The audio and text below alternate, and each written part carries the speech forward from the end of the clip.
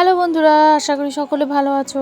আজকে চলে এসেছি অন্য একটা ভিডিও নিয়ে। আর এই যে এই মেশিনটা দেখতে পাচ্ছ, এটাকে বোধহয় যত সম্ভব নামটাও আমি জানি না, তবে হ্যান্ড জুসারই মনে হয় বলে। তো হ্যান্ড জুসার নিয়ে বেরিয়ে পড়েছি বলতে কোথাও বেরোয়নি, মানে হ্যান্ড জুসারটাকে বের করেছি বাক্স থেকে করে রেখেছি।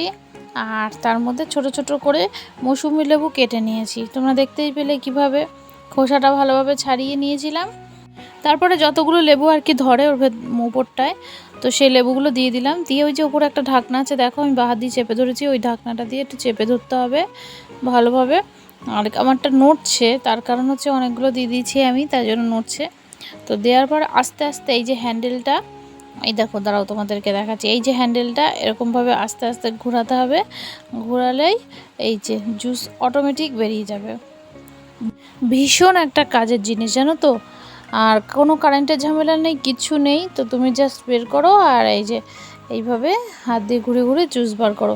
আর যে বাড়তি খোসাটা আছে না, সেটাও কিন্তু ওই দেখো সাইডে মুখ দিয়ে বেরিয়ে যাচ্ছে। তুমি হয়তো ভিডিওর শুরুতে খেয়াল করেছো, ওই সামনে একটা সরু মতন ছিদ্র আছে, ওখান থেকেই যত জুস হয়ে আসছে আর খোসাটাও বেরিয়ে যাচ্ছে। তো চলো চটপট কথা না বলে জুসটাকে বানিয়ে নিই। আর আমি মৌসুমি লেবুর জুস বানাচ্ছি নয়, আমি বেদানার জুসও বানাবো। তো মেয়ে খাবে বলে বসে আছে, তো চলো বানিয়ে দুই মেয়েকে খাইয়ে দিই চটপট। আর এত গরম পড়েছে না, এরকম মেশিন একটা থাকলে পরে চটপট জুস হয়ে যায়। একটুখানি চিনি নিয়েছি হাতে, তার কারণ হচ্ছে লেবুটা বড্ড টক, বাচ্চারা খাবে তো এত টক খেতে পারবে না। আর সামান্য একটু লবণ দিয়ে দিয়েছি, যাতে নুন মিষ্টিটা সমানভাবে অ্যাডজাস্ট থাকে। তারপরে ভালোভাবে নেড়ে নিয়ে কিছু বরফের কুচো দিয়ে দিলাম এর মধ্যে। তো দেখতেই পেলে আমার এখানে দুখানা লেবু আমি নিয়েছিলাম, দুটো লেবু থেকে কতটা জুস বেরিয়েছে দেখো। আর চলো এবার দিয়ে দিই মেয়েটাকে খেতে। এতটা তো ও খাবে না, ওর থেকে আমি একটুখানি নিয়ে নিই। আর বেদানার রস করেছিলাম, বেদানার জুসটা আমি দুষ্টুকে খাইয়ে দিয়েছি। সত্যি বলতে কি, হাতে যদি করতাম না, এতটা জুস বেরোতো না।